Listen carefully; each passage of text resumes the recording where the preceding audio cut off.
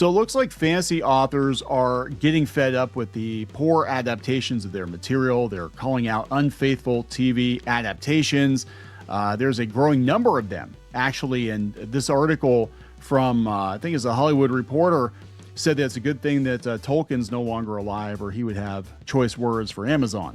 Probably. So, yeah, a lot of people commenting that so many of these fantasy shows are very, very unfaithful to the source material. But that's kind of across the board, right? Like, it's not just fantasy books, but, video games and comic books. Movies and things like that, too, a lot of times. Yeah. The books, there's a reason why Barry says the books are better. It's unfortunately, the reality is you want that payday, you sign the check, they have the right to do whatever they want with it. And it sucks, but you're going to have to, if you want more control, you're going to have that written into your contract. And that's what, J.K. Rowling did. So yeah, not everybody's J.K. Rowling though. So what's going on is there's like this huge appetite for fantasy TV, I think because of, Game of Thrones initially being successful and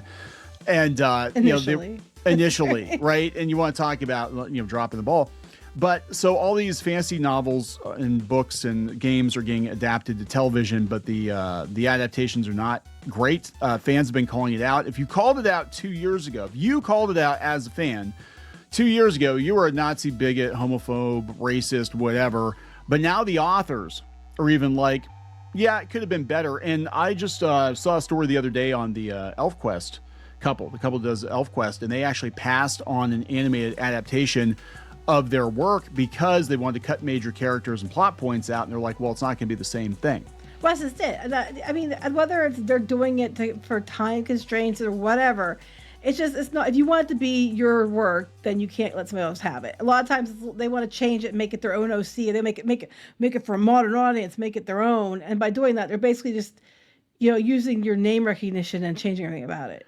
Yeah, and we saw this, wreak havoc on The Witcher. The Witcher started out strong, and as people realized, hey, this isn't going to be a one-to-one with the books, we're noping out. It's a Yennefer show, know, and people noped out, including Henry Cavill. He's like, yeah, I'm out too. We're all out. And the audiences are noping out, and it's really easy to get it right. I mean, all you got to do, look, there's a reason these books were popular in the first place. So all you got to do is give people a faithful adaptation, and chances are pretty good you'll make money, right? Mm-hmm.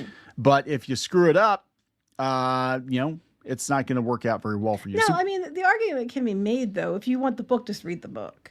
Even audiobooks, you could listen to the audiobook. And people are going to make that argument. Like, I'm thinking of, Howl's Moving Castle. Mm-hmm. My favorite book of all time. The book, in my opinion, is far superior than the Ghibli film. Yes. But honestly, they're very different. Like, it went a completely different direction. So they're honestly so different. They're like two different things. Like, and they both are good for different reasons. The book's better. But I look at it now as two completely different things, because even though it's based on it, it's completely not the book. Well, that's most Ghibli adaptations. No, but I'm just saying, it's like the same idea. It's like, if you want it to be exactly the same, then just read the book, because it's not going to be exactly the same. And that sucks, but it is what it is. And that doesn't mean that the new product's bad either. They could just be looked at as two entirely different things. So let's talk about this. Before we get into it any further, please subscribe for more pop culture news, views, and rants. Guys, we got woohoo if you do. Woohoo. This is Kneon. I am here with Geeky Sparkles. Hello. And don't worry, Shadowbinders is not coming to Amazon. No. No, I'll tell you why I think this happens. I think fantasy authors, not always, but a lot of them aren't in the best of financial positions. So I think they jump at the option to get optioned. And they don't read the fine print maybe, and they're like, well, I cashed that check so they can do with it whatever they want to do. Look at Stephen King. He was not happy with most of his movie adaptations of his work, but we could argue that the movies were better than the books in a lot of cases. I don't know. I mean, honestly, you just end up with Stephen King's not happy, and that pretty much defines him anymore. He just sits on Blue Sky all day and rants about Trump. But so this was very refreshing to see that we have many authors coming out and saying, yes, looks like crap, and they're not being called bigots, Nazis, homophobes, whatever. And I have to wonder if this isn't sort of in response to what happened with Andy Weir with Project Hail Mary, because that was mostly a faithful adaptation. And he's been voicing a lot of concerns about, Hollywood and the whole system and all that, on podcasts, which he's not allowed to go on apparently. But I wonder if other people are like, yeah, I'm not real happy with my Hollywood adaptation. Yeah, a lot of people, I think a lot of times authors have come out and said they didn't appreciate things that were changed. And they have here, you have this, the next paragraph talking about Brandon Sanderson, Yep. in the Wheel of Time. And he said, I have my problems with the show. I won't miss being largely ignored. They wanted my name for legitimacy, and the fan base deserved better, basically, Yeah. they said. After he cashed the check. Yeah. I'm true. not. I mean, sadly, it's the truth. It's the truth. And that happens sometimes, and that's why I think J.K. Rowling had so much. She was like psychotic about having control over the final product. Is she saw it happen before, where good books, popular books, and you could argue that retroactively they become less popular because people think of the movie first, and they're like, the movie was dog shit. I'm not going to read the books because the books probably suck too. There are very few instances where the movie's better than the book. Stardust is one of those instances. But there's very few instances where the movie, or show is better than a book. You're most likely better just to read the book, but not everybody has time for that. But that's what audiobooks are for. Yes, there you go. Well, that was like his Dark Materials. I listened to the audiobook of that years ago. It was like my drawing companion. I was listening to it as drawing. And the original movie did not get it right, but the HBO show actually did, mostly. So, yeah. But they said, the creator of God of War, David Jaffe, savaged a first look photo above from Prime Video's upcoming big budget adaptation. It's so bad in so many ways. Neither of these characters look interesting or appealing. If this was God of War Dumb and Dumber edition, this is what you would expect. Oh, no. I mean, Poor it's kid. gotta be frustrating because, when you write stuff, you have a vision in your head. Like you're picturing it. Like I know when I write things, like I actually, when we did Crimson Ren especially, I actually pictured it as a movie as I wrote the book. So you have it in your head as one thing. So, I mean, any variation, I would be like, I can see you're going to have a more of attachment to it than somebody else is going to have. So it's not going to make you happy as easily as it would, just fans that are just casual fans. Same with diehards. It's not going to make you happy unless it's, that vision. But the majority, the normies, a lot of them haven't read the book. So that's the version they're going to see in their head. And that's what they're going to accept. And it still could be a popular show or film, even if it's nowhere near as good as the book, because they never read the book to compare it to. Well, it's weird though, because the reason that the movie exists is because the books and the fandom made it popular. So you wouldn't, you know what I'm saying? And I know that George R. R. Martin, like She-Ra and all that shit. Yeah. And again, it's not just fantasy books, but we're seeing it. I think we're seeing it being a more widespread problem. But George R. R. Martin said, I think it was last year or the year before, he said there are screenwriters and producers eager to take great stories and make them their own. Yes. It does not seem to matter whether the source material was written by Stan Lee, Ian Fleming, Roald Dahl, Ursula Le Guin, J.R.R. Tolkien, Mark Twain, Jane Austen, anyone. No matter how major a writer is, no matter how great the book, there always seems to be someone on hand who thinks they can do better, eager to take the story and improve on it. The book is the book, the film is the film. They will tell you as if they were saying something profound. Then they make the story their own. They never make it better, though. 999 times out of 1,000, they make it worse. And that's it. And that's why I was saying that, the film, that's what I would say. The book's the book, the film's the film. That doesn't mean that, they can be completely different and still both be good, like Howl's Moving Castle. But, the book ultimately was the better version. And that's just it. You rarely find a film that's better than the book. It's very rare. They said Amazon can be thankful that Tolkien is not rage tweeting about how the Harfoots have to be, that Tolkien not rage tweeting about the Harfoots has to be a blessing to them. I wish Christopher Tolkien were still alive, his son, and they gave him Twitter. I would have paid good money to see that. Mm-hmm. Like paywall that shit. Like people will pay to see you savage Amazon. Maybe I should start just making savage videos just so I can get it up, put it on Substack, There you go. Subscribe and you can watch me. You've got a couple out there. Emma the assholes or something, There you go. Would you guys pay for that? Pay for Geeky to rage Not YouTube Got to cover safe. the blood pressure meds. Yeah, not YouTube safe. So let's see. The Witcher author has thrown barbs at Netflix's troubled series, saying the streamer never listened to me. I cannot praise the show. It wouldn't be decent.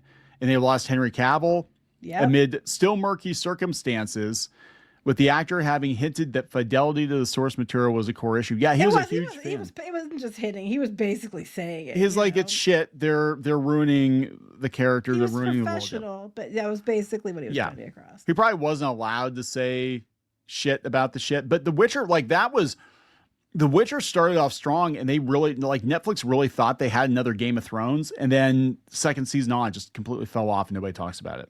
Like, how do you destroy something that popular in record time? Well, you don't adhere to the source material, and then you call the fans names who are calling you out for it. Like, what was her name? Hissrich or whatever. Hissrich. Hissrich. Yeah, it was something weird. Like, we were like, that's really unfortunate name. So apparently, Lanterns is getting pushback. Grant Morrison came out and said, it looks stupid. Green's stupid. What was this jockish dismissal of superhero conventions intended to prove anyway? That they're like, they took all the green away from the Green Lanterns, so they're just calling it Lanterns. And he's like, this is so stupid. Why adapt superheroes if you're not going to do it? Well, this is it. Why adapt any of this stuff if you're going to change everything? That's what I don't get about She-Ra, for example. If it's already been done and it's already been done well, there's no other reason to bring it back unless you're trying to shoehorn your own bullshit into it. And that's what we saw with the Princess of the Power show. It was literally something else with character names and, some paint thrown on to make it look like the old show. Because they want to bank on recognition from somebody else, because studios are shy about spending money on new concepts. So they want to push new ideas through banked on old things. And then they tell the fans to fuck off. And then they find out real fast, you fuck around, find out that the fans were keeping it alive. And if you piss them off, they're not going to come back. So they're talking about J.K. Rowling with the Harry Potter book. She is happy with the HBO adaptation. We'll see. The Last of Us, Druckmann hasn't said much, but he's out for season 3, and they think the show's over after that. Stephen King hated Stanley Kubrick's The Shining, but his version, the one that he signed off on, sucked, compared to Stanley Kubrick's. They said, why is this happening? They said authors have a closer relationship with their fans, just like you were saying, in a massive megaphone, thanks to social media. Just the norms around how one performs being an author, especially with a strong fan base, that relationship has evolved a lot over the last 2 decades, along with the way in which they can communicate and experience people reading their works. But they said filmic storytelling itself has changed in the last several years. The combination of audience fragmentation and streaming services collectively serving up hundreds of long-form titles a year allows these stories to be adapted with the level of specificity and loyalty. I just completely boned that up. And loyalty to the source material that wasn't realistic before. Then why don't they do it? Why don't they do it? If they can make it 1-to-1, why don't they do it?